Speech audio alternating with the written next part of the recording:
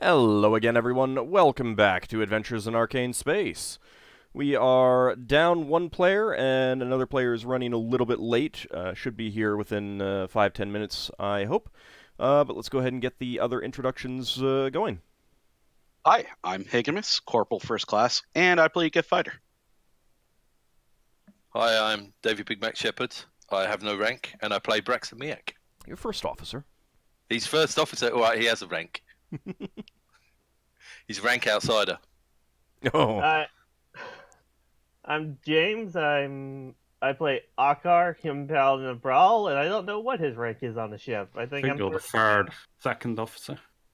I'm like second officer or something. I take over if these two don't show up. We haven't done that yet. We should do that. It's because Lafdul's prayed that it will never happen. You have to abandon the ship. The day that Ockar takes the command. Hi, I'm Lafdul Minglade. Oh God. Hi, I'm Zach, and I play a character known as Lafdul Minglade, a mischief maker You're priest. forgetting who he is. Mischief maker priest, a mischief maker thief. God damn it, it's so complicated, my title, sometimes. You prayed in the middle of your introduction. You're getting into character. He's fumbling around with his own giant Rubik's Cube at the moment. Your Rubik's Cube of a name? What's your holy symbol this week? A belt buckle. Right. I think maybe you should say what it is every week, just so that everyone can keep track of it. Oh, if they were watching the episode, they would have heard me swipe it. I rolled a 1. Although I think I should come up with a new thing for a 1 or 100. Yeah, every time something like extremely bad or extremely good. I don't know which end it'll be though. Well, I would actually say that every time you get a result, you should remove that result and put something new in. Oh, all right, makes sense. Yep.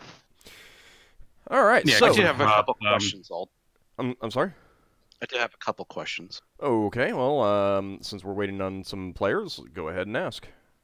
The armor that we got, all that banded armor, is that small enough for our human crew to be able to use? Yes.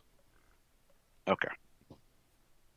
So for Braxon's sake, we can use that once we can get 30 more pieces, or not pieces, but sets of it. Yeah. How big of our squads when you do up the tables for the mod? I want it in 5s. So if you have if you have a multiple of 5, then you can start outfitting them. Mind you, I would say you probably want to get some other equipment for them as well, like some different swords and things like that. Like long swords. Yeah, I mean, like sabers. Sabers. We got a whole bunch of sabers. Sabers would They're work. the same damage, aren't they? Not quite. No, they're a We little got bit all better. these sabers we had to get rid I of. thought they were 1d6 as well. They're 1d6 plus 1, 1d8 plus 1. Oh, well, I suppose it's 2 to 7 instead of 1 to 6. Yep. Are they heavy? Not particularly. Oh, so they're lightsabers. Oh my god. They're still... See. Before the game started, I want to point out that Braxon's player said he wasn't feeling very well, and he didn't think he'd be making bad jokes. Clearly, he's feeling a lot better. Those pills are working. Sabers. Those are where I would picture pirates to be. Well, we're not pirates, but swashbucklers using sabers, right? And you did get them There has from to be pirates. lightsabers somewhere in this universe. There is a magical item that is sort of like that. Actually. It's Braxon's sword. I have resisted doing the noise. Yeah, but it'd be a whooshing, not a vroom for the sound. The sword blade is not made of flame. The sword blade has flame on it. Actually, does flame blade? It doesn't make swishing sounds when you swing it. Vibrating sounds. I could do the sound effects, but I've resisted for an entire year.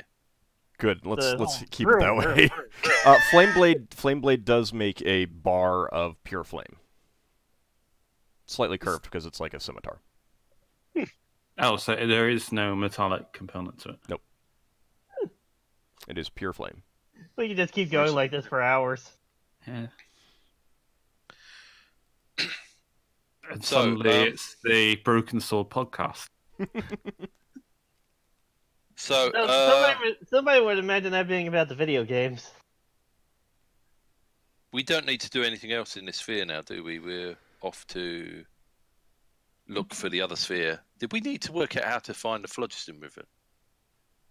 You have a device that you believe is going to point you there, and you also do have a map, a phlogiston chart. The maps that you had did have a phlogiston chart.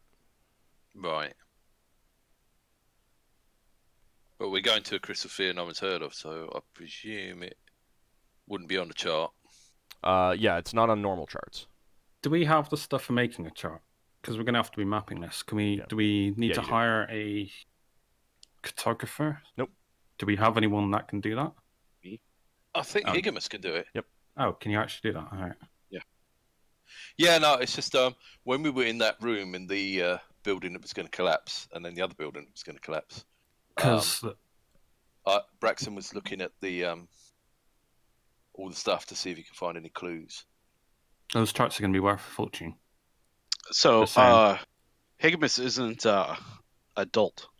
He's actually pretty smart. For his race. He's also a lot younger now. Yes. Yeah. Yes. So he's taken a potion of youth, and he's not adult. He's got some of that youthful glow back in his right snout. Now, if there was anything that you guys thought of during the week of things that you wanted to purchase, I will let you, retroactively take care of that. Yeah, I was meant to do that before the session. I'm only buying arrows and stuff. That's literally it. Okay. Like one iron bar. Because the world was standard prices, didn't it? Yep. It's got standard prices. It's not Brawl. What books are spell components in? You can find spell components in Spells and Magic and Aurora's Whole Realms catalog. I'm looking at Spells and Magic. Okay. Cool. There we go, found it. In both cases, whichever book you use, if you're using both, always take the highest price. Oh, you know what we could do? We'll say the what? You cut off. Yeah, you did. You always take the highest price. Highest price. So if we don't have both, we can take the price we find. Yes. Yes, unless I notice that you are intentionally cheating. Not owning one of the books. No, I'm just looking in Spells and Magic because that's what it has in Purple One, because it's easier to use. Yeah. What we could do is there a place to buy Greek fire on this planet, or in this port, I should say? Oh, yeah, because Higgimus likes bombs. Well, not because of that, but it'd be nice to have in case we have to firebomb another ship. Because that seems perfectly safe, taking that into the Phlogiston. Just don't drop it. We've got that chest from before, haven't we? Although, actually, we could attach it to a troll, then shoot it from afar. Would that effectively work? I think Alda said no before. Oh. Yeah. Because that seemed like something we'd totally do otherwise. Greek fire does need to be lit. Right. Oh, right. And the thing is, most Greek fire weapons are actually Greek fire projectors. They like spray a stream of fire kind of thing. Now you can get Greek fire in a container and toss it, but yeah, you do need to light it.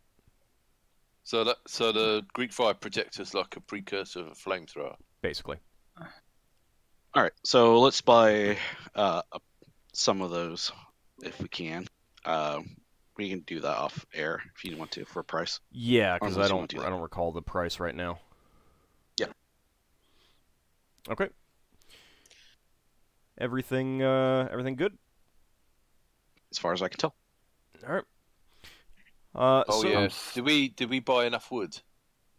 Yeah. Did we buy that offline? Oh, did we? Yeah, you did. Yes. Yeah. I think you decided to buy exactly what you needed to repair the vessels, and so you'd be keeping the old spare as still spare. Yes. What do people want to do about the repairs? Because both our ships are damaged. So do we focus on the big ship first or the little ship first? Little one, then work us to the big one. Okay. So little one is down. How much does a buckler weigh? It's like a pound, isn't it? A what? Little one's down 3 points. Was it 1 week per hull point or 1 month? 1 week. 1 week. 1 week. All right. What was that, Sakad? I forgot to put the weight on the buckler. I think it's like a pound. I can look. I got the book right now. Player's handbook. I just didn't know what tab it was on. Money and equipment. 3 pounds. The blade's down 3 13. pounds. Small shields are 5 pounds, and medium shields are 7 pounds. So that's 16 weeks in total. So don't have any random encounters with anyone that's going to fight us. You could always try bribing them. Bribe? Yeah. We'll never bribe somebody. I can help Do you it. think? Challenge set for old. Do you think Level would be able to research a variant of a mirror image spell that gives us 8 ships? Yeah, like a 7th level illusion spell. It would probably be very high level, yeah. Yeah. No, that'd be quite handy though, wouldn't it? Yeah, I mean... Oh, yeah. Mass invisibility might work on this ship. It's got like a huge range on it. I don't think it specifies that it has to be... It's just within the range. Anything that's within that targeted center becomes invisible. Well, I don't know about anything, because it doesn't essentially turn like a spherical area invisible. Oh, yeah. I'd have to go back and look. But it's also a pretty high-level spell, so she's not close to 8th level? I think so. Well, if she casts that on the helmsman, would the ship count as one of their possessions? No. Because you're like, sort of... No. You're melded with the ship. No. Any more than casting it on the Lord of a Keep would not make the keep invisible, because it's one of their would a possessions. living ship count? Like an elven ship? Generally not. They're... I thought that was a loophole. Yeah, well, that's why I would... So, as much as they are living, most spells that affect living creatures don't affect the living ships. Your loophole is a dead end. Yeah. Is the elven ships more resistant to fire? No. Because they're... Oh. I mean, like, I'd have to look at their saving throw type to see if they actually would be, but... Yeah, living wood's harder to burn than dead wood. Don't they save as ceramic? Yes. Oh, God. So, blunt's pretty effective. They have really good saves against fire. They'd have really bad saves against like catapults and stuff. Crushing blows. Is lightning classed as fire? No, it's classed as electricity. Oh, there's an electricity table. Most things are pretty resistant to that. However, keep in mind that a lightning bolt is more than just electrical. There's also a really powerful punch behind it. Is it crushing or bludgeoning? Generally, I mean, the spell itself can bust through sections. I thought it was more thickness. piercing. Nah, not really. It's a like pretty powerful punch. Through walls. It's an impact. It's an impact. Yeah. So it's like magic missiles, I suppose. I don't know. It doesn't matter. I suppose we're segueing way too much. Yeah, and the spell description. The spell description has the details. So I'll leave it up to that. All right. So, with that out of the way, you guys have gotten underway, heading towards the sphere wall. Let me see. I think I had it written down how long you were expecting that to take. We spent 2 days doing other things. Yeah. I think. Yeah, you did. I think I got Oh, since he's not here, I need to keep track of that, don't I? Yep. Yeah, so you've got full food, full water, and full air now. Okay, please hold. Yeah, I'm updating my food thing. Well, not my food, my bushes. Sounds weird. Berry bushes. That sounds better. So you are expecting it to take a number of weeks to get to the sphere wall. This is not a small crystal sphere. Where do we keep the wood supply written?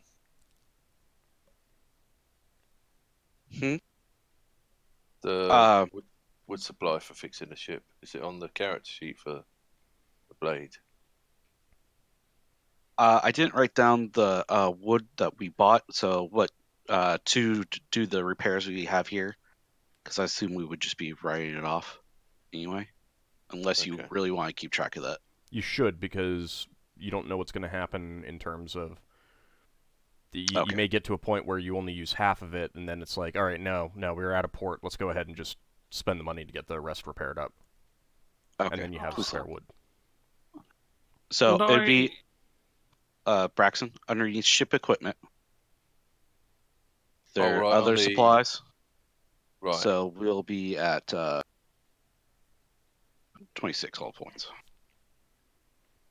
worth of wood. You see it now? I have a question. Mm-hmm.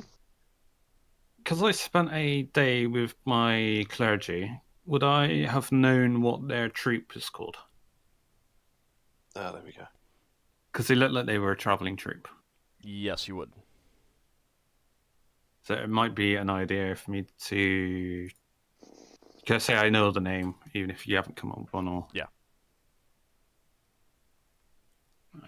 So it's just if I ever have to find them again, then it's easier to find them by a troop name than a leprechaun named Samus.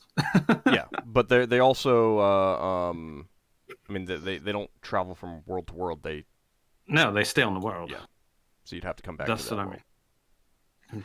Go to city to city to city to city. Yeah, there's probably multiple groups of them anyway. I should have asked them if there were actually. Missed opportunity. Oh well. Oh, that sucks. I could have found out if they were anything on Brawl or. Okay, so Lava, you got to learn to teleport. Damn it! Whenever she. What? Oh, hello. Hello. That was lucky. I didn't realize you were here. Yep, she just popped in. I was complaining that I missed out on an opportunity to, and I was like, oh, well, funny how I got a way of getting there. Oh, our mage potentially could eventually learn a method of getting there. Okay, so what are the things that you guys are going to be doing on the trip? I mean, you don't really know what things might happen along the way, but you have a number of weeks in this sphere, and that's before you even get to the Phlogiston. Well, we know what Braxon's going to be doing. Right. I'm not sure what Lafdul can do, because he doesn't really have the money to do spell research or command word research. So yeah, he needs to think of something else to do.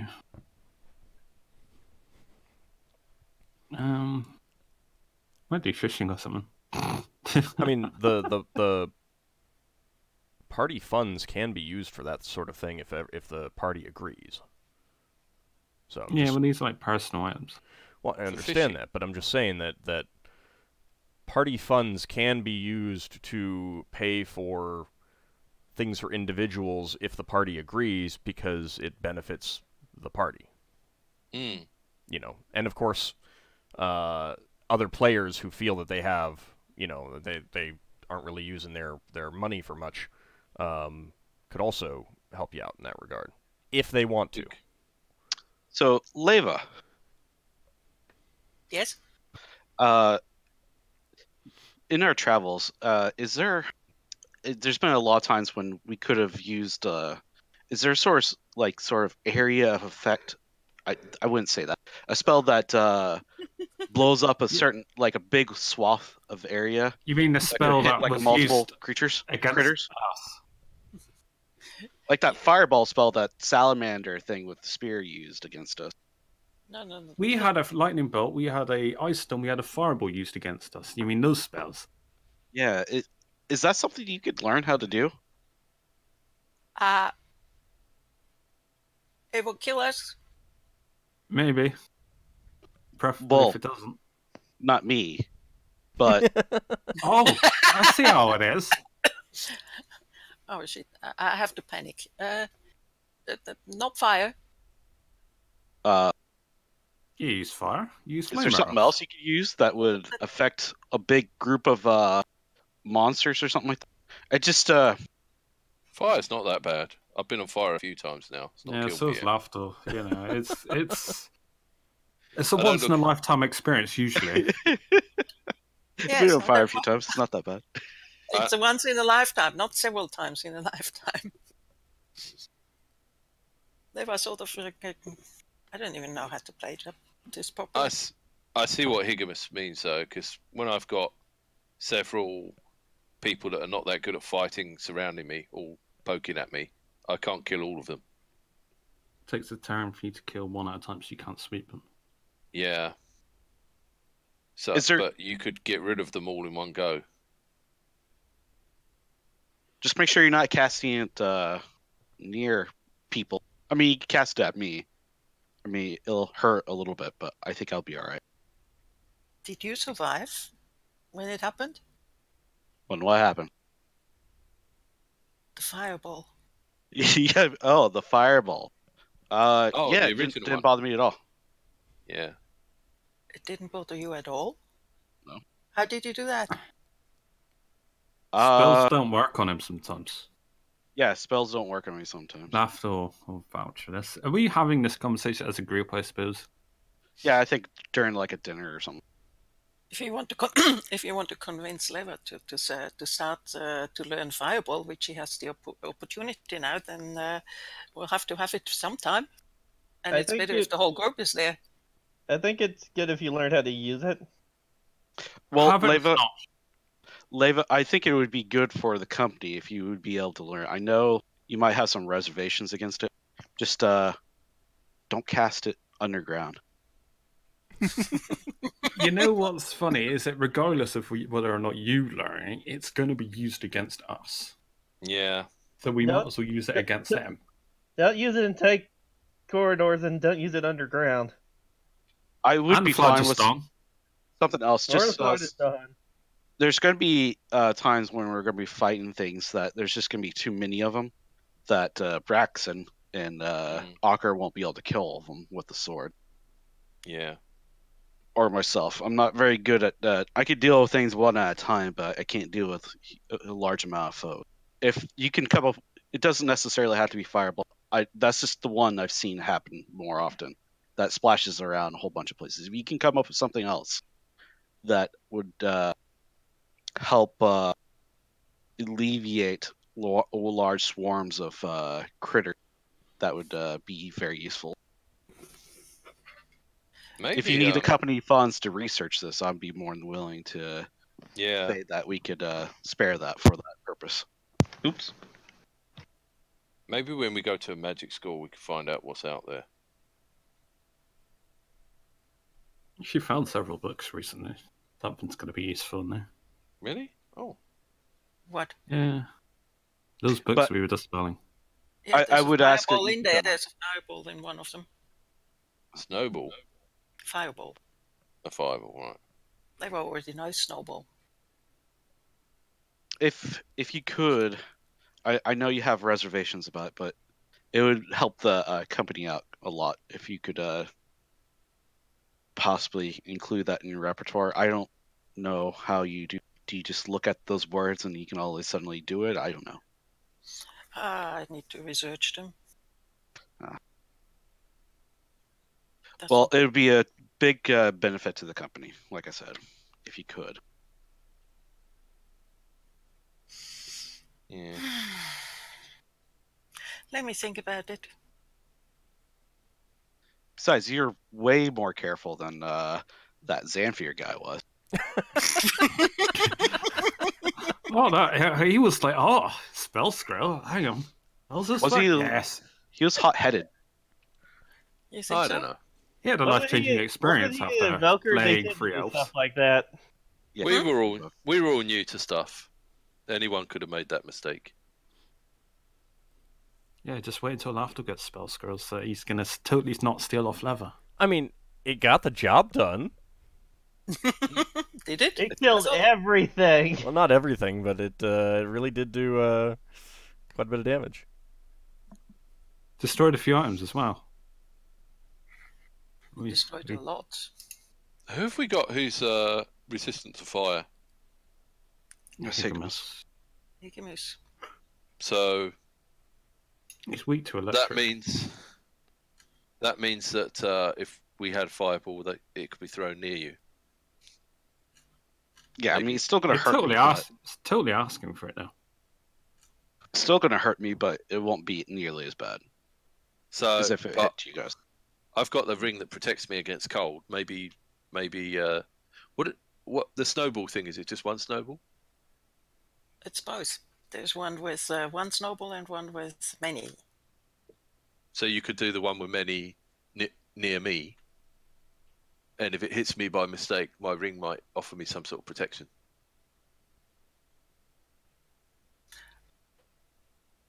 It might be. Yeah, it might be.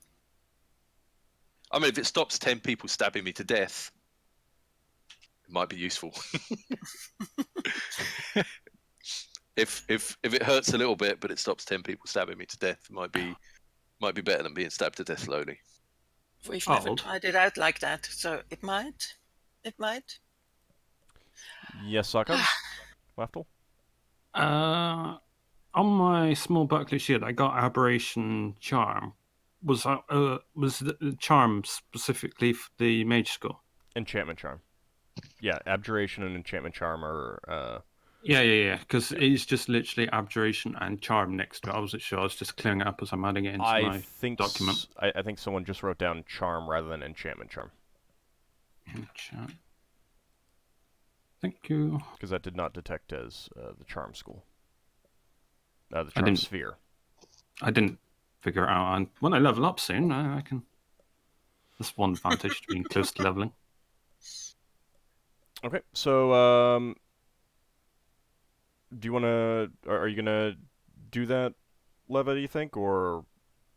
No. Are you going to hold on, think about it some more? Well, she's in two minds. In one way, she's frightened, and then on the other side, she is tempted. A lot of destruction in one go. Just think you could slay like 10 Lafduls in one go. Is that not temptation enough? Yeah, that's a good idea. So... Yeah, I'll learn. Yep, she's going to learn it. See, Lafdul's great at convincing people. That's why he's got a 15 in charisma. So do you have have you hit your max number of spells for that level yet? Just a second.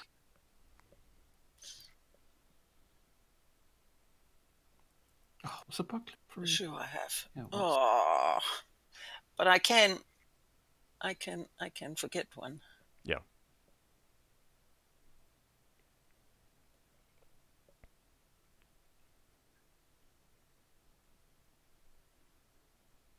Yes. I forgot one. Okay. Go ahead and roll your chance to learn. Chance to learn is... Oh, was it D100, wasn't it? Yep.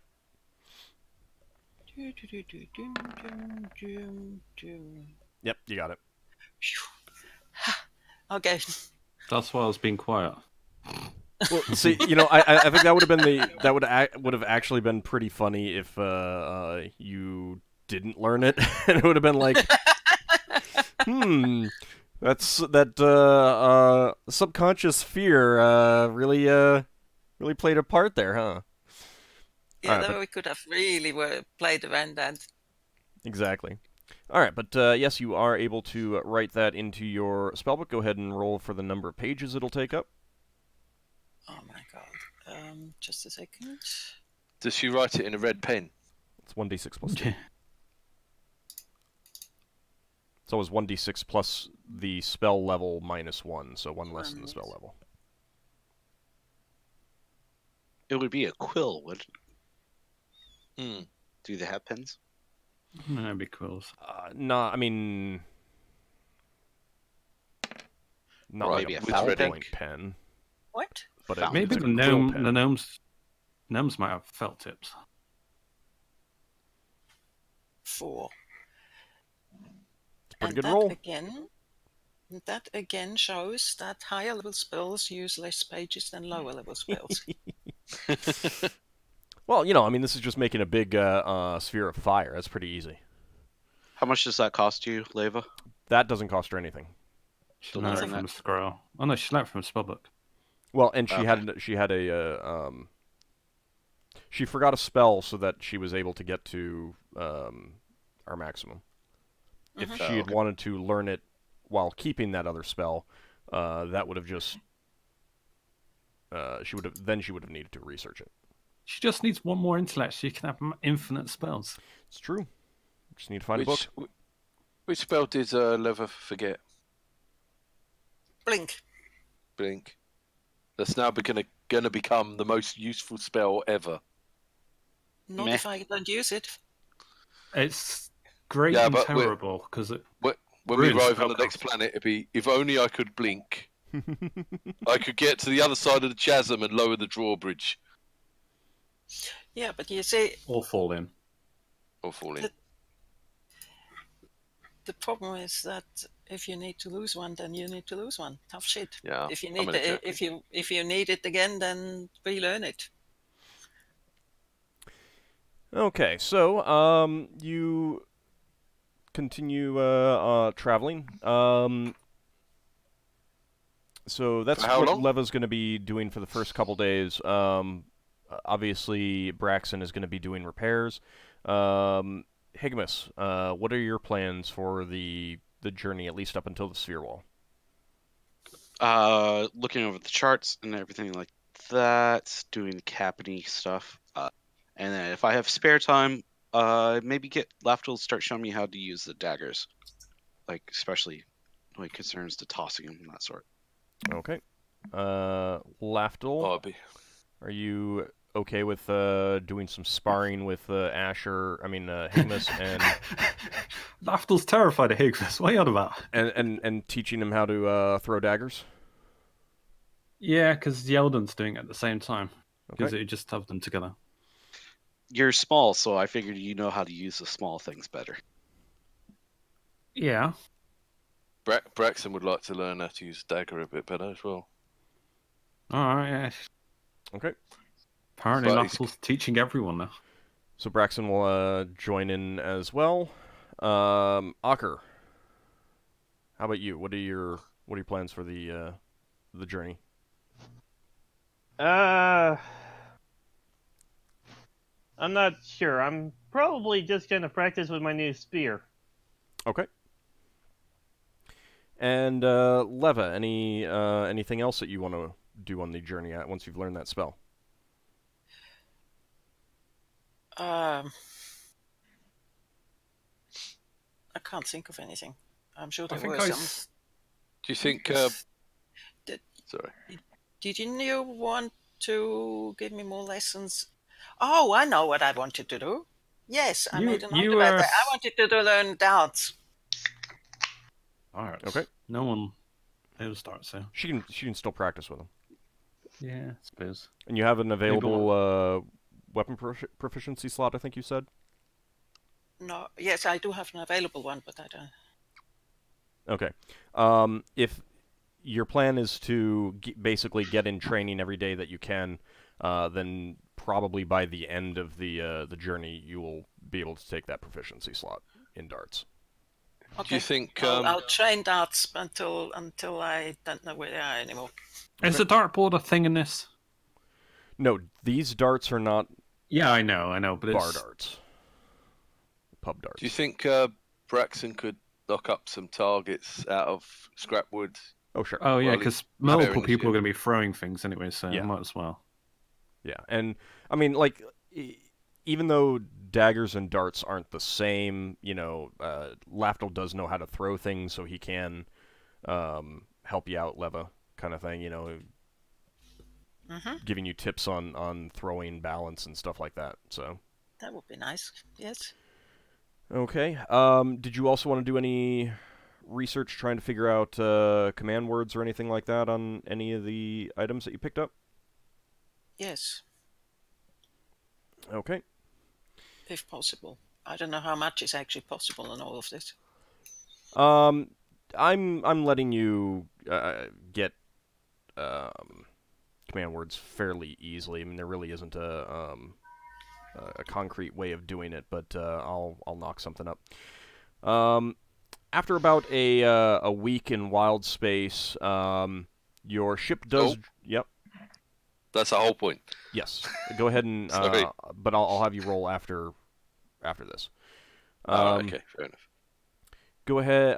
So, after about a week in wild space, your ship drops out of spelljamming speed, and ahead of you, you see a rather oddly shaped metal-hulled vessel.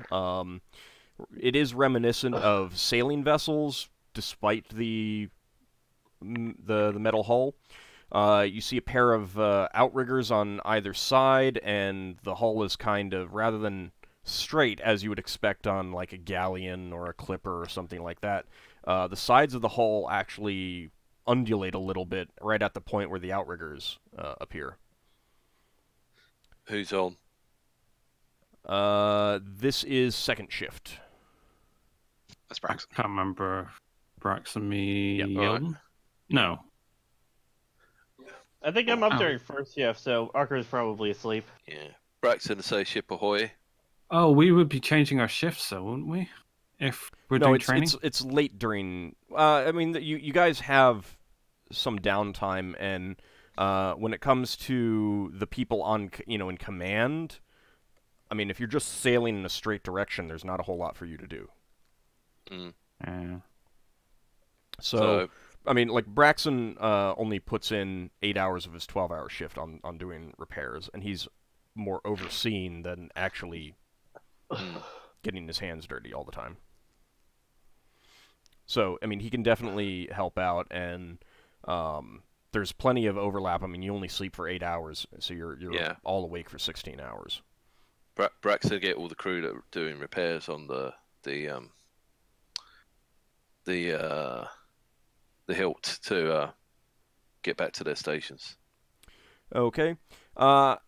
As you're doing that, you do see that the ship is signaling with a light. All right. Braxon, we'll have a look, see what it says. Do I have to roll? Yep. Go ahead and give me a proficiency check for signaling.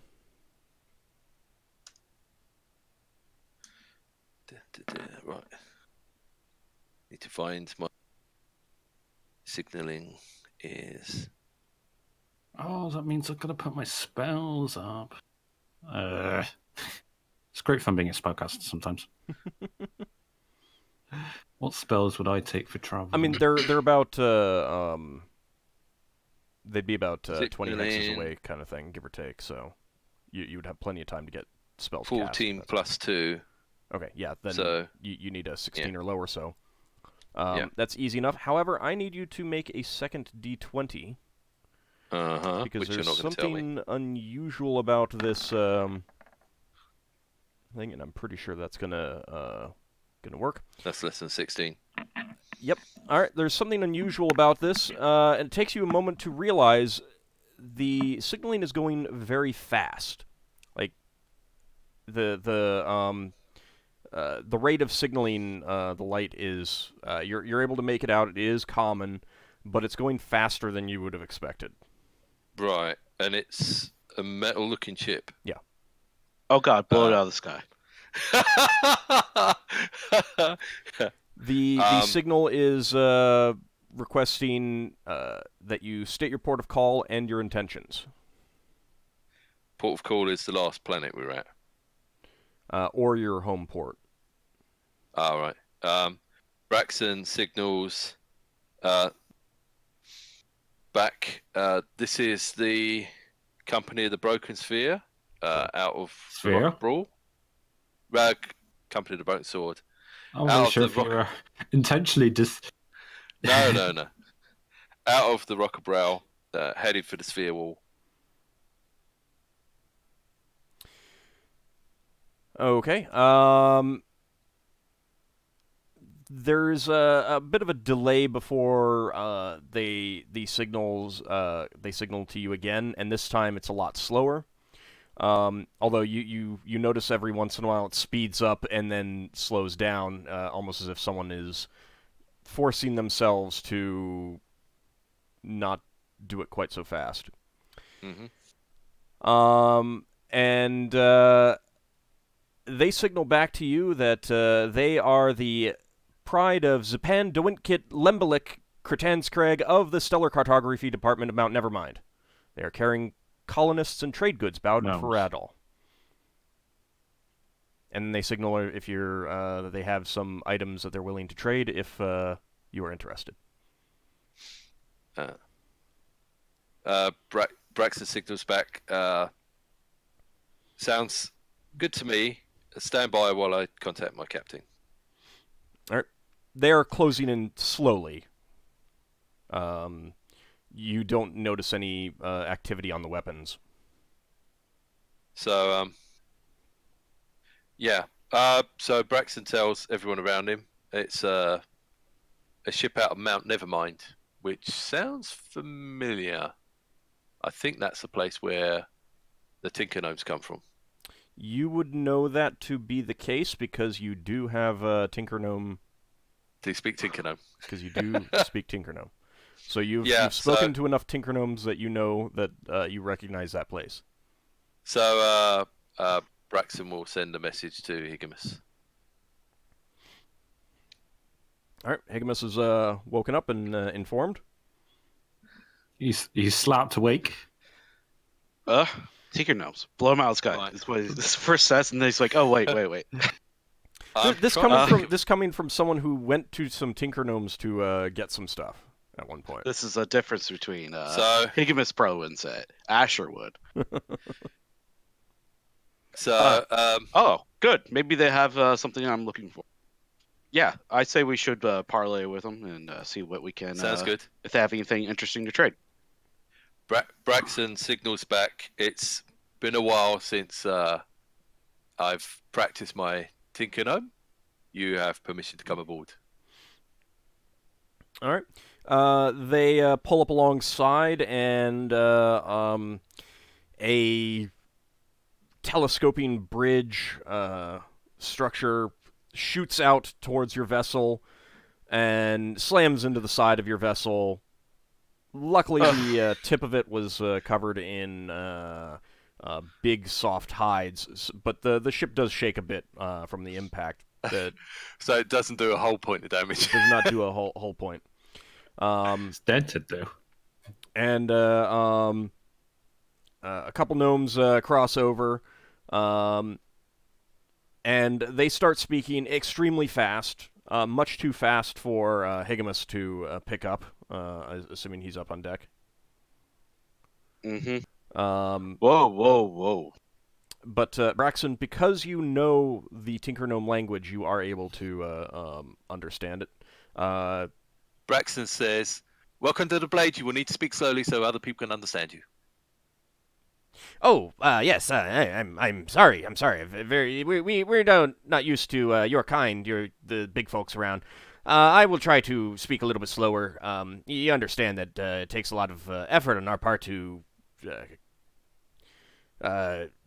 talk in such a way that you big folks can understand. Anyway, we have quite a few different items that would be interested in trading. We're on our way to Radal to try and set up a colony. You know, we have a number of people who are interested in visiting their world and seeing what the sites are there. We've heard many great things about the planet of Radal. Have you been to Radal? I hear it's very interesting, especially with the one side that you can't be on because it's so hot, one side that you can't go on because it's so cold. We really want to investigate that. It'd be fascinating to check that out. Like I said, have you been there? Good luck. When he says all that stuff, I'll turn my head towards Braxon and like, What did he say? He said they're interested in going to Redall, and they are interested by the fact that it's got a hot side and a cold side. When you said that, Higgimus's ear tufts start to twitch.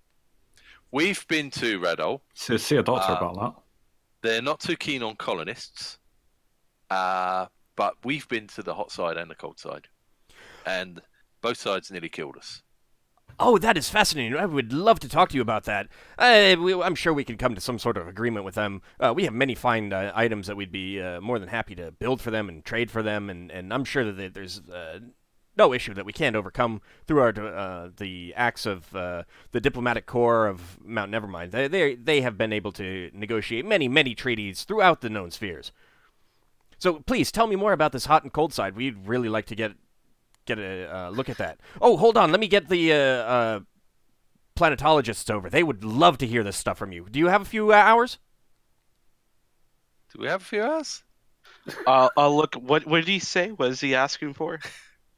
He's going way too fast. Details. They're asking for details on what the planet's like, but they want to bring their planetologist over. I wonder if the smaller people are, the faster they talk. It's possible. I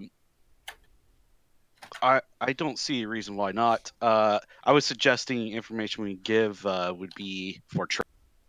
Yeah, maybe their planetologists have information about other crystal spheres.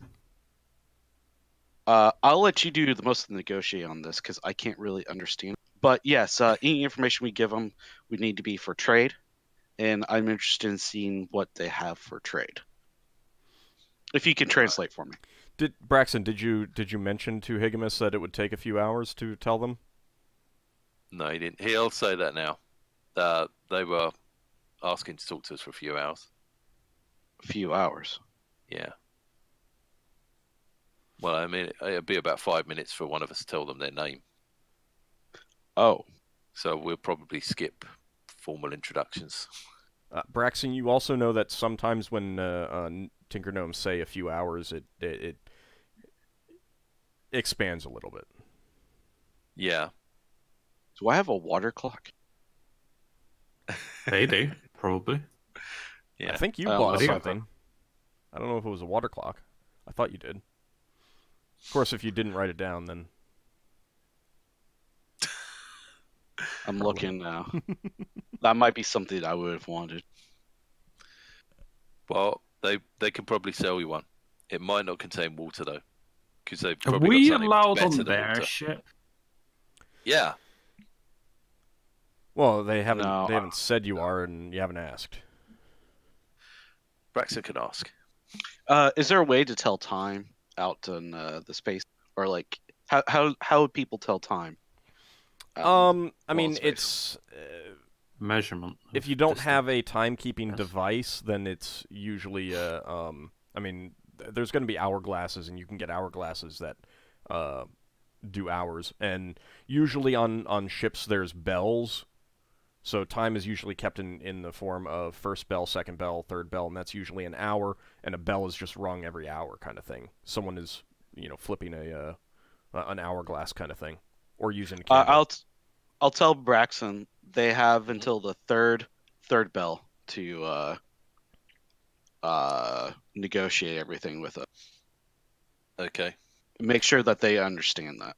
So, real fast, third bell would be the third hour of first watch. And you're currently on second watch. Yes. Okay. So, more like the 18th hour? 18th bell? Well, something silly like that? No, are you basically saying 3 hours, or are you saying... 3 hours, yeah. Okay. 3 hours. You can say 3 hours, I'm just... 3 hours. Okay. Well, I was trying to do it in game type of stuff. Right, I understand, but... 3 hours. 3 hours is what I want. But just to be clear... first bell is the first hour of a day. Up through 24th bell, which would be the 24th hour of the day. Yeah, that's why I was like, is this like the 18th hour or something? Right. 18th bell. Oh, I'm sorry. 3 bells would be like 3 a.m. Right. Okay. Yeah. Ship's time. Gotcha. So 3 bells. On the third bell, we're done. So we're going up until 3 o'clock in the morning. No, he means just 3 hours. Just 3 hours. More than 3 hours. All right, so 3 hours, but so that they can understand the measurements of time. Yeah, I mean you could still use hours. I mean that's understandable because the bells are set up in hours, but the bell is at, like, if you say, all right, on 15th bell, I need you to do this. That means that, at 3 p.m. I need you to do this. That's kind of how it's done. But you could still absolutely in-game say, we can only give you 3 hours. Okay, 3 hours. That's what I'm willing to give. So Braxon turns to the gnomes and says, well, we are very busy. We have lots of repairs to do. My captain says we can only spare 3 hours for negotiations and trade of goods. Is that agreeable? Oh, that is very disappointing, but I suppose we can get whatever information we can in that 3 hours. It is unfortunate that you can't speak as fast as we can, what with you big folks being so slow and all, but I suppose we'll do what we can. Now, we have many things that we'd be interested in trading. If you'd like to talk to our, the head of our, the Inventions Guild, I'll call him over right now, and you can talk to him about what you want to purchase. We have many fine goods, especially if you like boiled eggs in the morning. Very, very tasty. We have a fantastic device that does that. It only occasionally explodes. No, that's a terrible idea in a Floodstone. We'll take a look at what he has. I'm very interested if he has something to warm my tea with. Goodbye, Higgimus. It's nice knowing you. All right. So perhaps we could have a tour of your ship and see some of your inventions while we discuss. Yes, Lafdul's going on that tour. Oh, unfortunately, you understand proprietary information and all. We can certainly discuss with you what items we have for sale right now, if that's more up your alley. But proprietary information and all, we wouldn't want our secrets to get out. We can't give tours out. Fair enough. Okay. Well, if you want to discuss Red Hole, perhaps there are some other worlds you have been to that you can give some information about in exchange. Oh, we are straight out of Mount Nevermind. We haven't been anywhere else. We just heard about Radol and what a wonderful place it was and wanted to set up a colony. Right. I don't suppose you've got one of these lances that I hear about from your world. My captain might like one of those if you have one. No, but we have something much better. It's an automated bucket thrower. It'll throw water in the face of any dragon that comes near you and put out their fires in an instant. What if they don't breathe fire? Then you're kind of up a creek. See, we want a universal tool, not a single dragon tool. Yeah.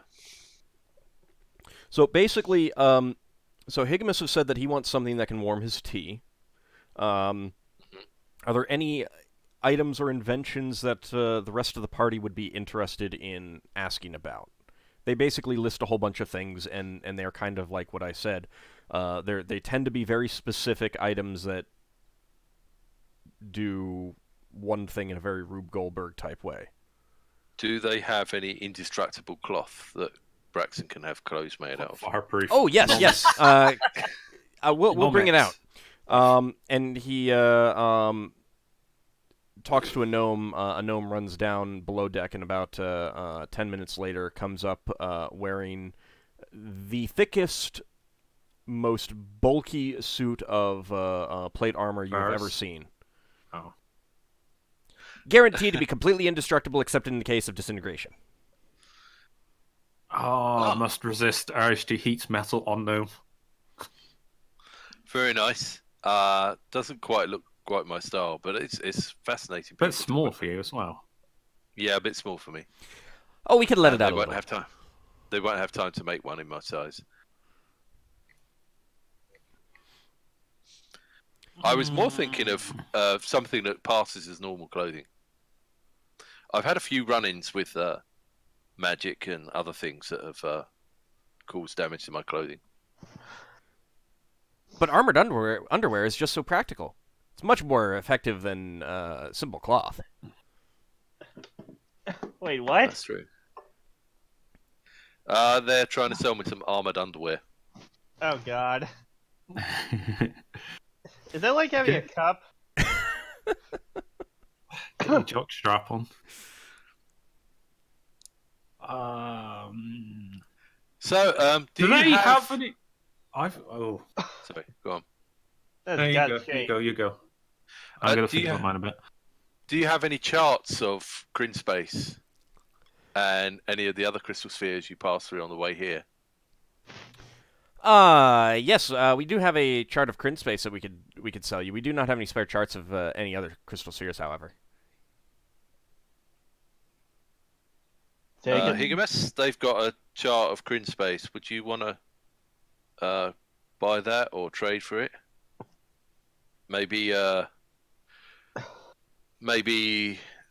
you could copy that and they could copy one of your charts or something. Takes more than 3 hours to copy a chart, surely. Maybe. How long does it take to copy a chart? It would generally take more than 3 hours, yeah. Like half a day, maybe. How much longer? Roughly. More than that. I don't right. Well, the shorter you're doing it, the more inaccuracies you're going to get. That okay. Well, what I mean is, if it's if Higgimus is interested in having another chart, they're willing to sell you a chart of Kryn space. How much is it? He says that he's willing to sell it for 75 steel coins. Deal. For steel coins. Steel coins. Oh, that's going to be funny. If we hadn't dropped those steel coins we got. Do we have steel coins? Right. You use gold out here. Yeah, we would 75 gold coins would be fine. If you had dropped those steel coins... What kind of freak uses steel? Oh, you just insulted him? He might charge more now. Well, Ockar isn't even there. He's still sleeping. I'm just saying a character. Okay, yeah, we'll buy that. That's fine. Okay, so you got a chart of Kryn space. It is extremely precise, very accurate, but it also has many extraneous notes. Great. Higgimus sounds so happy. Yeah. That's with a K, right? Yeah. K-R-Y. K-R-Y-N-N. S-P-A-C. So, Higgimus, if you want a device to warm your tea, you specifically want something to warm your tea in the phlogiston, correct? Correct. Okay. Not to use flame. The gnomes consult with each other and says, well, we don't have something that does that specifically, but we do have a device that's intended to press and warm clothes for a cold phlogiston day. That could easily be reconfigured into a tea warming device. We could probably sell it for 200 gold pieces, and just bear in mind that it does have the occasional malfunction. Does it use fire? Uses no fire whatsoever. Oh. Yes. Electricity can generate fire, though. Higgimus would buy that. Okay. So you're going to purchase that for 200 gold pieces? Yes. Okay. Lever has a question to that. If when it malfunctions, how does it malfunction? Doesn't matter. What happens if it produces flames? Until you lose all your tea and all your smoke powder or something, it consumes items nearby. I don't know, it's magical. Well, I mean, Leva's still asleep, so... Oh, yes, okay. I'm going back to sleep. Sorry. You'll have to use it and find out how it malfunctions. Would Leva want to be woken up if we had visitors? Most definitely. It's no, I know how. But it's a bit late now. For next time, yes. Yeah, I mean, you didn't wake her up, so. No, Lafdul will wake her up. It's got to be like the no one thought the mischiefmaker from what's that series? The one where God got disproven by a fish. Oh, Hitchhiker's Guide to the Galaxy? Yeah, they're like the team maker from Hitchhikers. Well, so, Higgimus, they do some modifications to this device, and it takes up a large amount of space in the corner of your room. Oh. But it warms tea. But it does warm a teapot. Okay. Also, They do point out that you can still warm your underwear if you choose to for those nippy phlogiston days. Does it get cold in the phlogiston? How? Generally not. Okay. Yeah, but they're smaller creatures. They get killed quicker. So you being a really big creature, Can it press my clothes? No, it does not press your clothes. Oh, okay. You can ask about that. No, that's all right. The more things you add to it, the crazier things get, if I remember right. Yeah, I mean, this is pretty big just for warming a teapot. All right, so you purchased that for 200 gold? Yep, I bought it. All right. Do they have anything that's good for cultivating stuff? Like a domed, glass domed biodome of some kind. Unfortunately, we did not bring any members from our the botany or biology department. They were a little bit too busy dealing with an outbreak of yellow musk. There's a whole lack of nothing down there anyway, so there's the occasional plant. Right, Braxon says to them, anything else that anyone wants to purchase? Do you have any spellcasters on your ship that may wish to trade spells with our spellcasters? Oh, we have a couple priests of Reorx with us, but I don't believe they can trade spells in that way. No illusionist then? No. Is illusionist does that translate?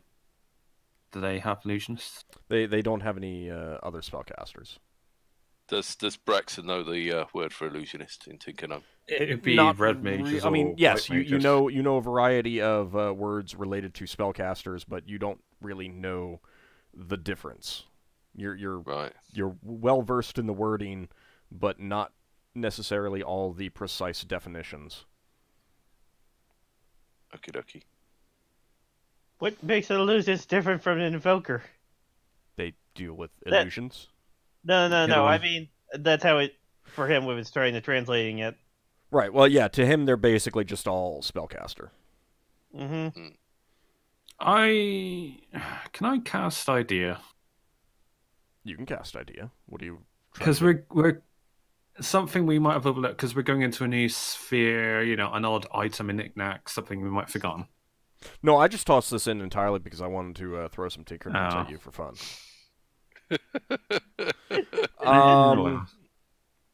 So idea would. If I get nothing, I get nothing. Yeah, well, you're not going to get nothing, but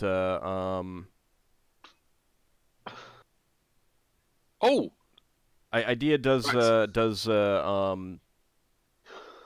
yeah, you're not going to get anything relevant. Idea gives you an idea for a really tasty recipe to make with some of those berries. Braxon says, there is something I might be interested in, but I don't know if you would have such a thing. Yes, what would that be? I need a handy small device that I can use to distract or interfere with spellcasters. I'll have to raise his eyebrow. Does it have to be small? Yeah, it needs to be something I can carry around. He goes to talk to some of his companions. Well, we have a thing that could fit over your back and has very big arms that can wave and create distractions. Look very odd. It's very big and bulky. I'm thinking of something... Only weighs 200 pounds. I've been considering buying some bags of marbles that I could throw at spellcasters to make them slip over. Do you have anything of that ilk? We have a lot of ball bearings. They would do, actually, yeah. I mean, normally we use those for many of our devices, especially the automatic underwear warming devices. But I mean, yeah, we could sell you some ball bearings if you just want some ball bearings. I'm trying to figure out how ball bearings would even work in an underwear warming device. That's the point. Maybe they spin round enough, they heat up. I don't know. Well, no, I mean, you gotta have the little thing that spins around, goes toot toot toot every time it's working, so you know that it's working, and those require ball bearings. Oh my god! So you want to purchase some ball bearings? Yeah. How much do they sell them in bags? They'll sell you a bag for 30 gold pieces. Would that be a bag that I could chuck at someone and it splits open? No, you'd pour it out. You'd pour them out over an area. Pour it out. How many is he getting? Like 100? It would probably be 30. So, I mean, it's not going to cover a big area. Isn't like 10 ball bearings per 5 squeal or something? I don't know. I'd have to go back and look. Because I know I got it in the Thieves Handbook for marbles. Yeah, I mean, it's going to work just like marbles, but they're heavier. Right. Which is probably better in some respect. They're a lot lighter. Maybe. Much lighter. I mean, it's up to you. Do you want to purchase them? Yeah, bag. Okay. So, yep, that'll be 30 gold pieces, and there are 30 ball bearings in that. 30? Yeah. Does this gnome... How is this gnome dressed? Is he carrying lots of stuff on him? He had, yeah, I mean, he's got, you know, what you would recognize as kind of a workman's outfit. He doesn't have an apron, you know, that you would actually wear while working, but it's, you know, pants and a shirt covered in pockets. And you can see little tools popping out of some of them. The pockets bulge with things. You see a gear sticking out of one pocket. So what you're saying is that I need to pickpocket him? I'm not saying that, but if you want to, you can go for it. I should take an opportunity to get a new holy symbol. Alright. Go for it. Yeah, I am, but towards the end. Okay. So if you guys have purchased everything that you want to purchase, you relay what you can about the planet of Radol. And what was that, Braxon? Do they have any master-crafted tools that would allow Braxon to do woodworking faster? No. Okay. These are gnomes. They don't go for that kind of thing. Okay. They might be. One of them does mention that they have an auto planing tool that it would just take up the space of the hilt upstairs, up on the top deck. Yeah, maybe not. Braxon will find a magical +1 saw or something at some point. Okay. I don't think saw is coming +1. Well, there must be somebody who says, all this weapon stuff is boring. I'm going to make the magical hammer of all time that hammers at 3 times the normal rate. Wouldn't that be a magic warhammer? Yeah, but someone will make a normal hammer that hammers better. Yeah, the problem is that most of the people who would want that kind of thing can't afford that kind of thing. Yeah. They make magic weapons because adventurers can afford it eventually. Yeah, I suppose so. Or kings, or, you know, wealthy people, that kind of thing. True. So, I mean, Braxon will keep looking. Generally, the only reason that a wizard would make one of those type, that type of thing would be because they themselves want it. All right. So after telling them what you can of Radol, they start packing up some of the items that they put on display and start moving back to their ship. Lafdul, you're going to try to pick his pocket? Pick something. Something that I can, if it fails, basically my going story is that basically, oh, that looks like the thing I found on Radar and that big machine rig. Okay. Something along that line. Okay. So you walk really close to one of the gnomes as he's packing things up. Deftly slip your fingers into his pocket, and all of a sudden, snap! Ow. Mousetrap! You scream in pain, pulling your hand out of his pocket, and indeed there is something that looks very much like a mousetrap on your fingers. snapped over 3 of them. It is very painful. The gnome looks over at you and says, "Oh, I had lost that. Thank you for finding it." Yes. Where did you find it? It was attached to the back of your cloak. I'm guessing he's got a cloak, robe. Oh, that's really weird. It looked like it was going to fall off. By the way, you do take 2 points of damage from this because it's sorry. I'll regenerate in a couple of hours. It's very, very painful. He takes a moment to try and pry it off. Unfortunately, as he's getting it off, it slips and snaps again, and it is even more painful. You take another point of damage. Oh, he's actually doing rolls for this. And then he gets it off. Yourself. He gets it off of you. Ow. Well, thank you for finding this. It's I really appreciate it. I need this for my latest invention. You might be interested in it. It's specifically designed to cook a ham over an open fire to a precise temperature. Yeah, but we're going into a flood stun. It's not a good idea, unfortunately. That's a shame. It is. Why would anyone want to cook a ham over an open fire? Because it's there. And it cooks it to the precise temperature. The ham or the open fire? Both. But why wouldn't you just want to... Is it like a Bunsen burner? What do you call those little things? Well, he's not showing it to you. He's just telling you about it. Braxon says, do you have and he says the Tinker Gnome word for life quest involving ham? Oh, no. This is just a side project. A side project? Okay. A side project to make ham. Using a mousetrap. Don't question the gnomes. You don't want to go there. I don't think you're mentally ready. By the way, Lafdul, I did roll a 100 on your pickpocket roll.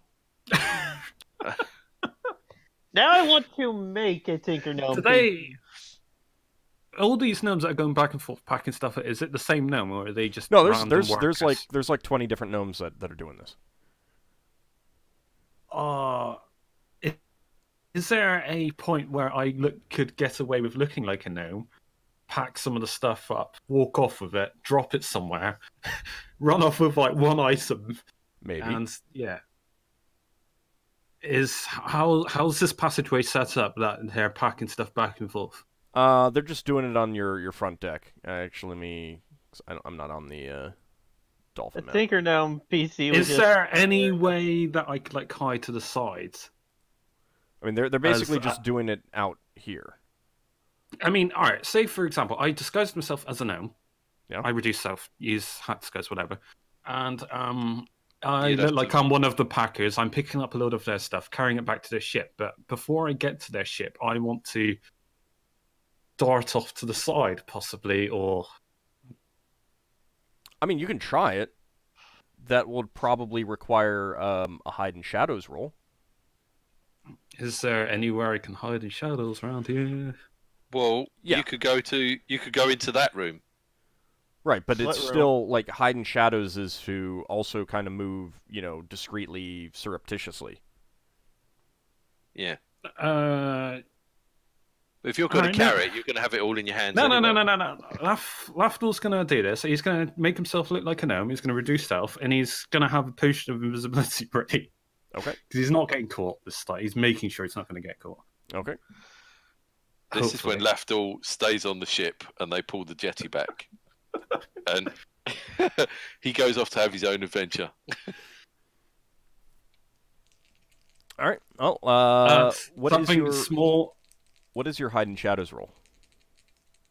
50, I think. Bear with me. Hang on. Hide in shadows. Where the hell are you? Hide in shadows. Ooh. Is it bad? Mine's 45, yeah. Yeah, because I went down, but then I forgot. And I never leveled that skill up again. So what is it? 45. Okay. Yeah.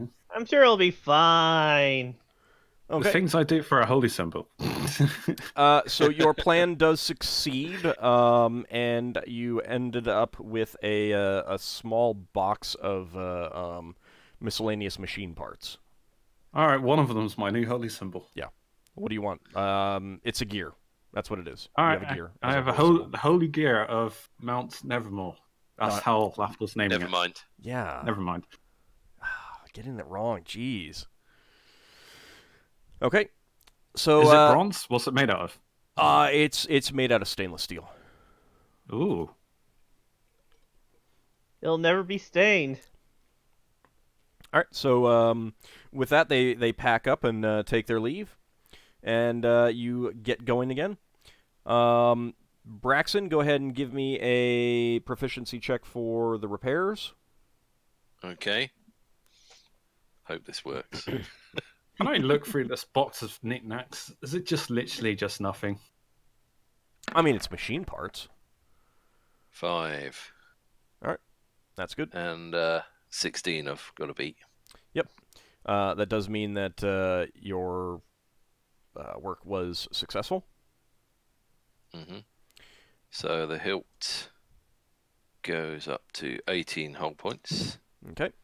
And our wood store, which is on the other sheet, goes down to 25. So, Lafdul, I mean, there's also things like tubing, pipe fittings, nuts. Is there any bolts. valuable metals? No. Because, no. That's a shame. Because I know a lot of machinery has valuable metals in them, usually. Out of interest, and Braxon wouldn't know this, can Lafdul use this box of stuff as holy symbols for a while if he doesn't find anything else to steal? No. It has to be newly stolen. Right. I mean, I was presented with an opportunity, so I kind of have to take it. Yep. Yeah. All right, or so at least try. You get going again, and it takes another 18 days to get to the sphere wall. Nothing happens in that time of particular interest. So it's just normal, everyday ship stuff. So another 2 carpentry rolls. Leva is extremely angry that you didn't wake her up that evening, and she is definitely thinking of revenge in some way or another. I did just get that fireball spell. No, but what she will, what she will do is. Who are you blaming, by the way? Braxon all says, all of you, except Ockar. Let's be clear. Right, everyone except Ockar, because Ockar was asleep too. And Yeldan. No, Yeldan was awake. Braxon, sleeping family. I'm not blaming the ones who were asleep, but I'm blaming the awake ones. But not one of them thought of getting us. I just want to be clear, because I just want to make sure that you were aware that Ockar was also asleep for that. Yes, Braxon says to Leva, please accept my apologies. I asked if they had any spellcasters, but they said they didn't, so I thought I wouldn't interfere with your sleep because it's needed for your spellcasting. Sorry about that. I've been talking too long. Yeah, I can see that. What I will do is just really angry. Yes, one of the days we're there, she casts there, not there on this thing, on this terrible thing, monster that Higgimus bought. Just so he gets the fun of there, not there. Keep in mind that you'd have to go into his quarters for that. And I don't know exactly how that is handled. Whether you'd be able to. Whether he keeps his door locked when he's in there and stuff like that. So it's just letting you know. Higgimus, do you lock your door? I don't know what I do. Wouldn't Lever cast that on Braxon's woodworking tool, seeing as he was the one in charge? She'd cast it on just about everything you buy. I wouldn't say that Ockar locks his door, but he bars it at least. I mean, no, I don't know what I do, so I'm going to say that I don't lock it, but I expect people not to go in there. Well, there's no point in going in there without you knowing that, without you being there as well. So I would only go there when you're in your room. I want to go with a lock because I think I remember Ald saying once that locks were very bad on ships. Yeah, they do tend to be. Lafdul has unlocked his room, but he's trapped his room. Well, he's put a trap on his safe, and he's put a trap on the floor in front of the safe. So if you walk in that area, 15 what kind of trap? No, blindness. Yeah. Let me just have a look. So last, it's 1 to 6 turns. So it's basically like a flashbang trap. 18 days means Braxon gets another 2 rolls. Yep. On the hilt. Ockar could be riding a ship soon. When so can Yeldan. I thought it was 17 for a second. You can just roll 2d20 in the future. All right. When I give you an amount of time. Okay. Yep. I didn't know if you were going to make me roll a second roll for something else. What was that you said, Lafdul? So now the hilt's fully repaired. All right. And we're down another 2 whole points of stores. And that is a total of 25 days for air, water, and 25. Ooh. Yeah. That's a lot. Who's keeping track of that? G-Man normally keeps track I of that. got it. Okay. And Lafdul said something earlier, but I couldn't hear him. No, that was just things like you being able to pilot ships soon when you level up on Silk and Yeldan. Yeah. That'll probably be the worst of it, since technically I'll have the casting ability of a first level cleric. It doesn't matter if you get that spelljamming speed. Yeah, spelljamming speed is the same, regardless. It's how many days? 25. Yep. Alright, I've got a load of berry bushes. At some point. If I want to use them. Yeah, it could be useful. And if you're only first level, you've got less spells to lose. Yep. Okay, so you come to the sphere wall, and there is no portal in the wall that you can see. I have to make one. Can we use the pearl detector? Well, that is the interesting thing. As you close in, the device sends kind of a surge of light towards the sphere wall, creating a portal directly ahead of you out into the phlogiston. Wow! Full speed ahead!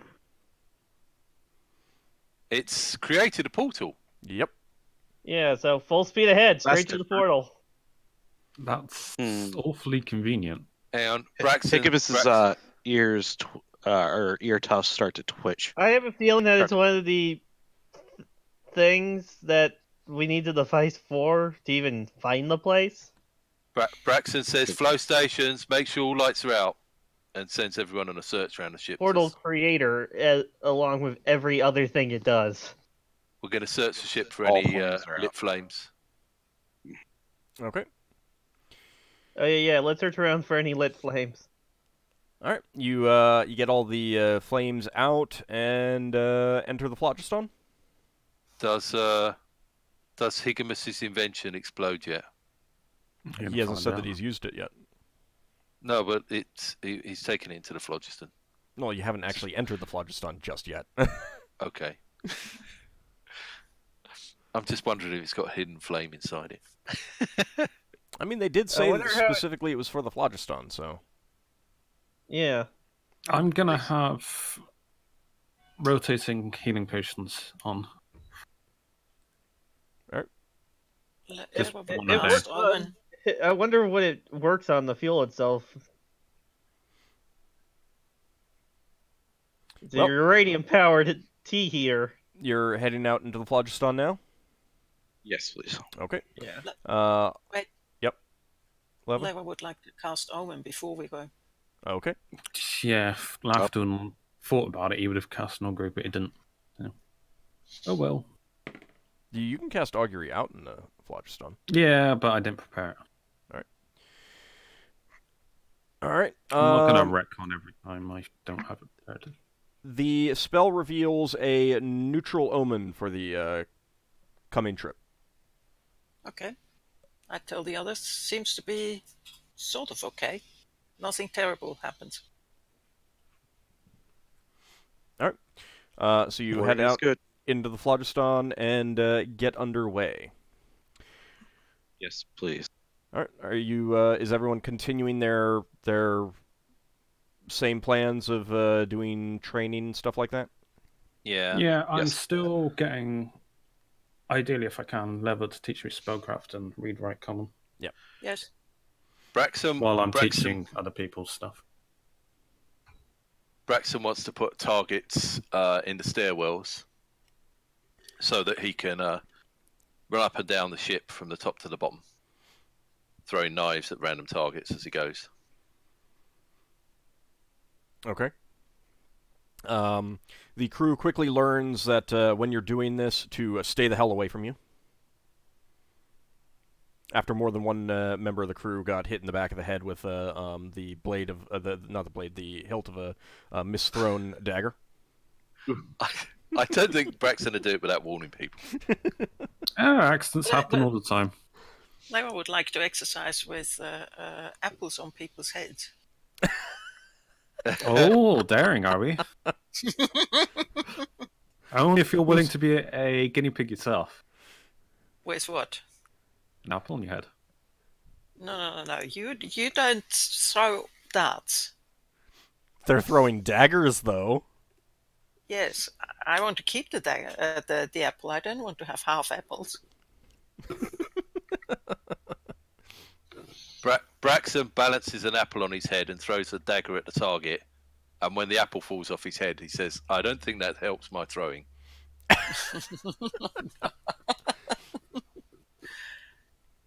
No, you leave the dart throwing to me. You keep the apple on your head. So you want to throw the apple at my head?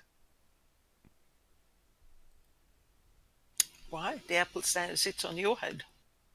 I'm not going to throw it at you. Throw it at him, make him try to catch the apple in his mouth and eat it. Yeah.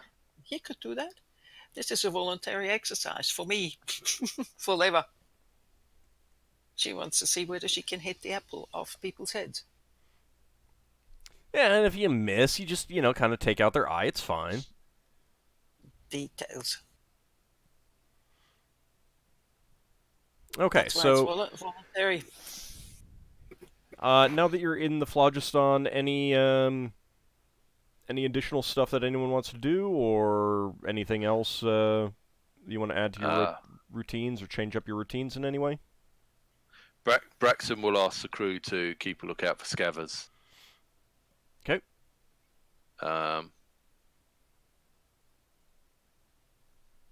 I have something. After a few days, Higgimus will get an itch to try out his machine, see if he can have tea in the phlogiston. Okay. Will it blow up? Everybody else will move very far away from his room. Yeah, but most of you wouldn't know that he's doing this. At least initially. You don't know that he's planning to. Hasn't been used yet, so you don't know what happens when it's used. Mm-hmm. So you were informed that you need to wind up the device. They did provide you with a large turnkey for it. All right. Excellent. So it's large, so I can use it. Yes, it's large. It's like the size of your head. Oh, wow. So you insert it and twist it back and forth, and then put your tea kettle in. Pull out the key, and the device starts shaking, and it starts ringing some bells. A little pinwheel pops up at the top and starts spinning around, and it makes a lot of noise. Can people hear it outside his room? Oh, people can hear it throughout the vessel. My ear tufts start to twitch a little bit. Lafdul's like, "What's that inferno rocket?" And you do recall a comment that Braxon translated from the gnomes of it's how you know it's working, is what they said. Oh, Lafdul's totally going to make it silent, at least temporarily. And give me a Give me a d20, please. Maybe I should put a glyph of warding on it, so Higgimus is like forbidden from using it. Okay. After about 10 minutes, you do see a bit of steam rising from the spout of your tea kettle. Concern. Wouldn't people rush into the room to make sure Higgimus is okay? I don't know. It's up to you. The crew is basically like the crew knows that he purchased a gnomish device in making this. I mean, it's like it doesn't sound like a fight or anything like that. It's you know, there's jingling, there's bells, there's maybe even some tambourine type sounds. It doesn't like people might be curious what's going on, but they do also know that Higgimus purchased a Tinker Gnome device. So Captain's prerogative. Who's on with Braxon? Because Braxon must be on duty if Higgimus is making tea. Not necessarily. I mean, again, he's a captain. When he's on duty, he doesn't need to do a whole lot if everything is going routinely. Well, if Braxton's off duty, he'll knock on Higgimus's door and say, "Are you okay in there?" Yes, the machine is doing something. I'm told that this is what it's supposed to do. And, there's steam. Maybe it worked. Yeah, it slows down and stops now. Okay. I will grab the mitt or whatever it is I need to use to grab the teapot or the kettle. Yep. And I will check to see if it made my tea hot. Yep, it is piping hot. Excellent. Braxton pops back to his room and brings his magical mug that keeps things warm and says, "I don't suppose you could give me some warm water for some tea?" Oh, yeah. Here, step out onto the deck. And then we'll go out to the deck, and I have a little patio there. So have some tea. Where all of Lafdul's berry bushes are. Yep. And a snack. Oh, if I start catching on to that, I'm going to...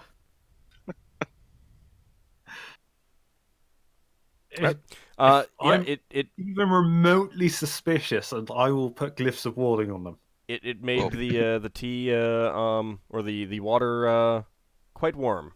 Good temperature for tea. Not perfect. Not perfect. But good enough, especially out of Phlogiston. Yeah. My mug should supposedly keep this warm until the end of my shift. Excellent. Meaning I could have a cup of tea anytime I want. I've not seen if it's got any command words yet. Some items like that don't. Yeah, but it doesn't seem to warm up water. It just keeps it warm if it's already warm. No, I did notice that it kept things cold when it was cool out. Yeah, that was quite useful. Yeah. And yeah, just enjoy the sipping on the tea, and then I'll finish that, and then I'll go back to my duties. Okay. You will need to roll a d20 every time you use it. Perfectly fine. A 1 to 3 equals something happens. Woohoo! Okay, so so you said that you were doing that a few days into the Phlogiston, correct? Yes, after a few days. Okay. Braxon, go ahead and roll me another check for repairs. Yay! This one's on the main ship.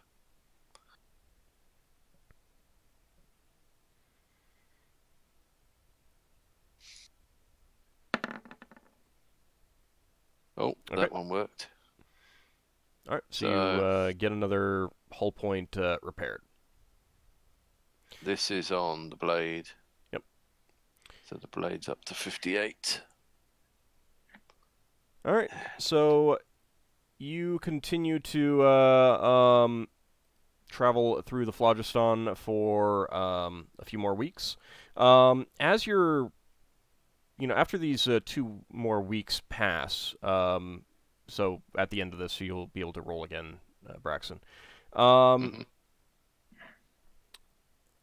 You notice that normally when you're in the Phlogiston, you can see other phlogiston rivers out there in the distance, kind of thing. And it creates a dense spiderweb tangle of distant phlogiston rivers.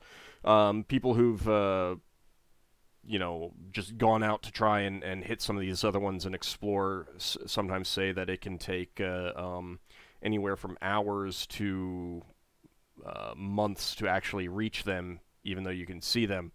So it's impossible to tell what they are, but they've also said that sometimes they don't seem to lead anywhere or anything like that. However, as you're going deeper into the phlogiston along this one river, which is very... You can see that it's a very narrow and fast-moving river, and it seems to pick up speed as you're going. You seem to be getting to an area of the phlogiston that seems to lack other flow rivers in the distance.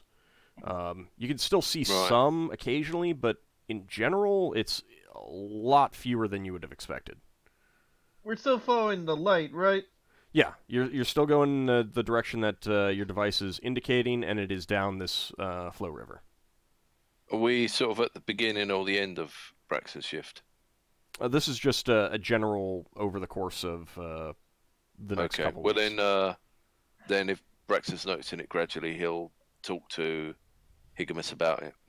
Okay, yeah, you do notice it gradually. I mean, like, after a couple days kind of thing, it's like, it's odd, and then it takes you, a few more days to really figure out what it is, kind of thing. Braxon says, I don't know if that means we might be heading into an area of Sargassos. Sorry, what? Sargassos is areas of space that your ship stops moving. How do you I don't think we would be. No, but it just we're seems... still on the river here. Seems unusual that all the rivers are moving away from us. Well, means we need to not come off the river. Maybe this, oh my goodness, I forgot what it was called. What was this creature called again? The Rhaegar? Rhaegar. Maybe this Rhaegar purposely picked a spear out of the way so that it wouldn't be... Or maybe they created this river. I don't know. That's possible. So that, it wouldn't be found. We're just going out into a... boonies of the phlogiston.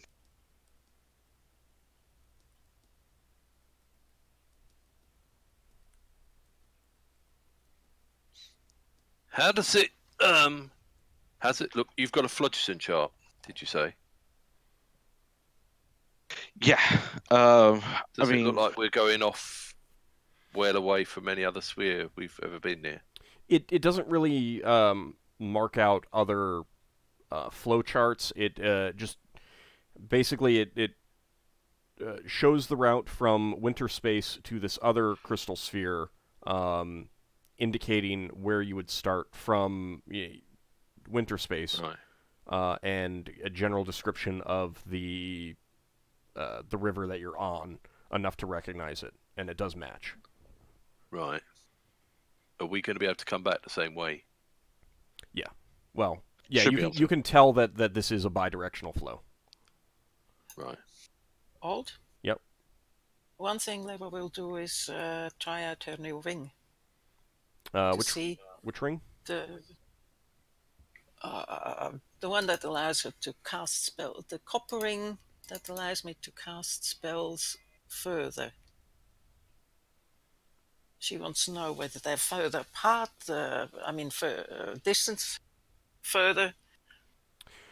You would recognize that it increases the range of the spell. And okay. I think I said that it does have charges. There's nothing here in the comment. Okay, well, the identify spell would have revealed that it has charges. Okay. Right. And does it show as something? Lots, medium, nothing? It revealed that there were a moderate number of charges remaining. Okay. You probably want to save that for when we're fighting another ship. Yes. In that case, it would be interesting to see how much further a spell can be cast. Yeah, you would definitely have to use a charge up to figure that out. I'm aware of that, yes. Okay. Well, next time we got a baddie, you can zap them. I do that anyway. You just be careful I don't zap you next time you get visitors when we are asleep. All right. I'm terribly sorry. Next time I find some Tinker Gnomes, I'll be sure to introduce you. So, Braxon, go ahead and give me 2 more d20s for repairs. Mm-hmm.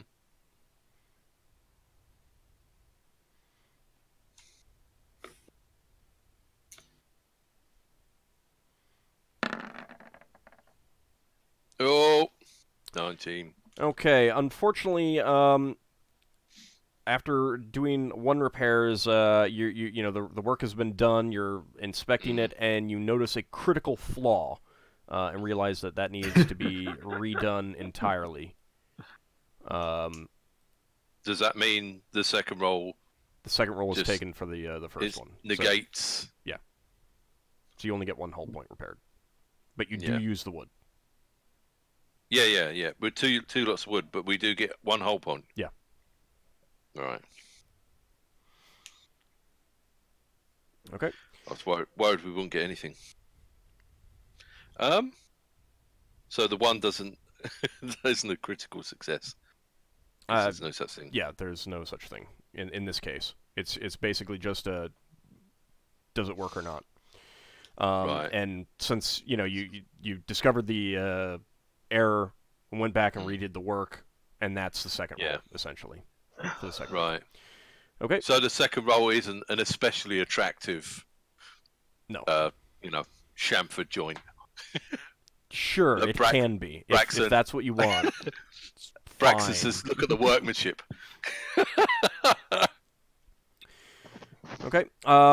Everything else going to be continuing on for the rest of the journey, assuming nothing happens. Mm-hmm. Yeah, I'm always reserving a 2nd level spell, constantly changing up the charging up the temporary healing potions. Okay. Every day. And I'm not changing my 3rd level spells. Though actually, can I maintain them without using my idol? Yeah, if you have them memorized and you don't cast them, then the icon doesn't do anything. I mean, you're not praying for new ones, so you can you can maintain a memorized spell indefinitely until you either cast it or that's what I want to do. Something. So okay, so there's a part of me that wants to test out this idol as well. I mean, you could cast it and then gain a new one. But that's up to you. Do we see anything floating in the phlogiston? No. Nothing out of the ordinary. The phlogiston does get darker in the coming weeks. Darker? Yeah, it's not so much so that it's like affecting anything, but it just feels like you're getting to like as if there was a dimmer switch or something like that. So rather than the bright swirls of colors, they're more all darker shades in the coming weeks. Would this be a phenomenon, or is this just a known thing? I suppose you might need to know phlogiston navigation. It's nothing that any of you have experienced before. You do know, I mean, there are stories of things. There's a... this isn't like... No, like, this is not that looks completely bizarre. That's never happened before. Well, I mean, it's nothing that any of you have experienced before. It's nothing that any of your crew have experienced before. We've heard of it. Well, no, you haven't heard of it. Oh. You have heard of things like it, whether it is the same sort of thing. I mean, there are tales of something called the Sea of Shadows near in the Phlogiston near Kryn space, but none of the crew and none of you have experienced that, so you don't really know much about it. Whether this is the same sort of thing or not, you don't know. But it's definitely strange. So, panic, yes or no? It's up to you. That chart that Higgimus got, does any of the notes mention anything about the Phlogiston? Even though it's a map of Kryn space? Because it might mention something about going to Kryn space. The one that he got from the Tinker Gnomes? Yeah, I'd ask Braxon. I assume he can read Tinker Gnome. It's not in Tinker Gnome, it's in Common. Oh, I can't read Common anyway, so someone has to read it. I mention it. It's a wild space chart. It doesn't make any mention of the Phlogiston except for identifying specific locations of portals. Yeah, and none of them we've come past. Well, you're not in Kryn space. Right, never mind. Carry on. Okay. Many more weeks pass. Total of almost 6. 6 weeks. Yep. 6 weeks. Jesus. It is a long trip. You discovered. That's 60-20. I'm gonna ask spellcasters during this time if they can start like making food, water, and stuff like that to help out. You mean me? I can. I mean, I can make water. That's fine. Oh.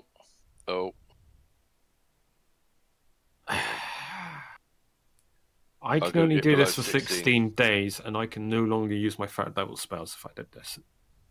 It's a 16 roll a pass. 16 is a pass. If that's what you need, then that's a pass. Yeah. So that's 2 fails. So you got 4 passes, 2 fails.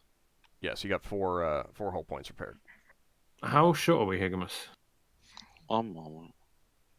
So 6 weeks. Total of another 41 days. So it's slightly less, but... Yeah, I'm not even writing down the exact day in my bear brush, so I'm just going by months now. I'm not even using a good berries. I'm just saying I'm on month 3 now.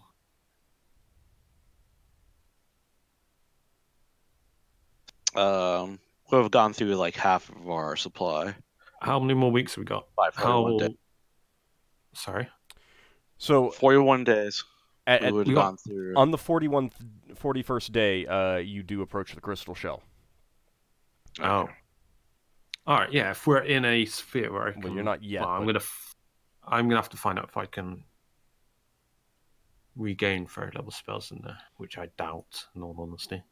But I mean, as you're basically you're having this conversation as you're approaching the crystal shell without realizing that you're approaching the crystal shell. This is like a couple days beforehand, kind of thing.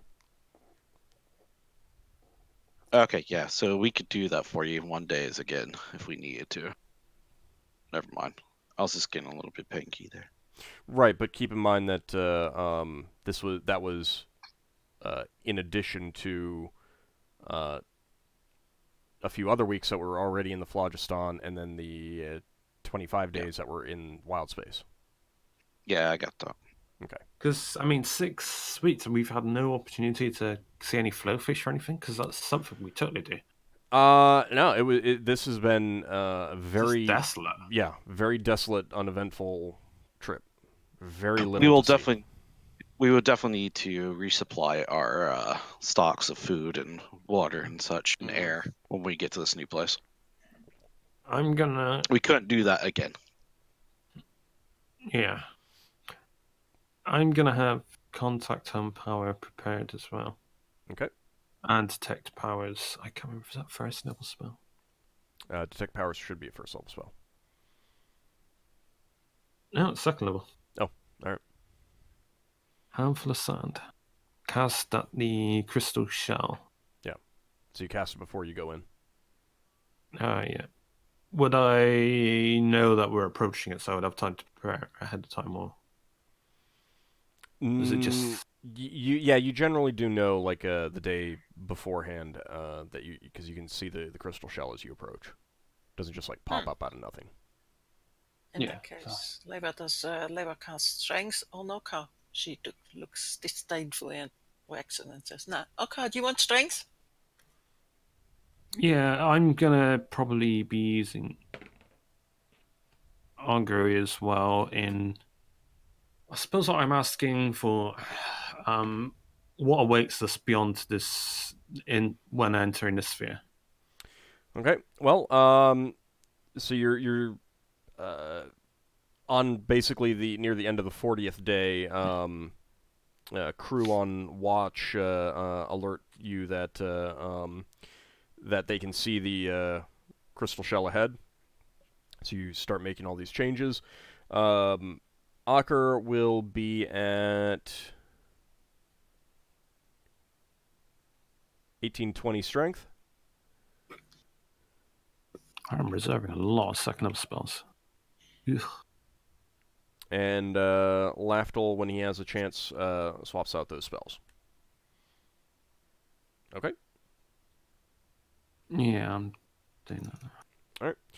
Seeing the crystal shell does give Braxon and having those last two failures, Braxon and his repair crew a bit of a flash of inspiration, so that they get that last one done a day early.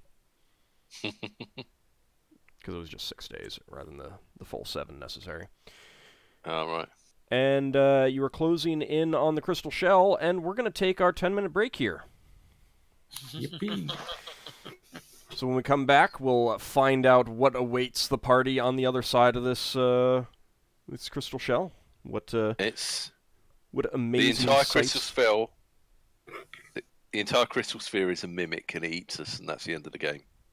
I should totally do that. Who says life is an adventure? I should totally do that sometime. That would be amazing. No, it wouldn't. But see, it's so big that when it eats you, you end up inside of its gullet, and you have to get you have to make your way out in a massive Pinocchio whale, Jonah and the Whale type adventure. That would be awesome, wouldn't it? That makes me think of that one moment from Star Wars. All right, well, so Falcon and the giant space worm. Yeah, exactly. All right, so we'll be back in about 10 minutes or so, and we'll see what awaits the party. See you shortly, everyone.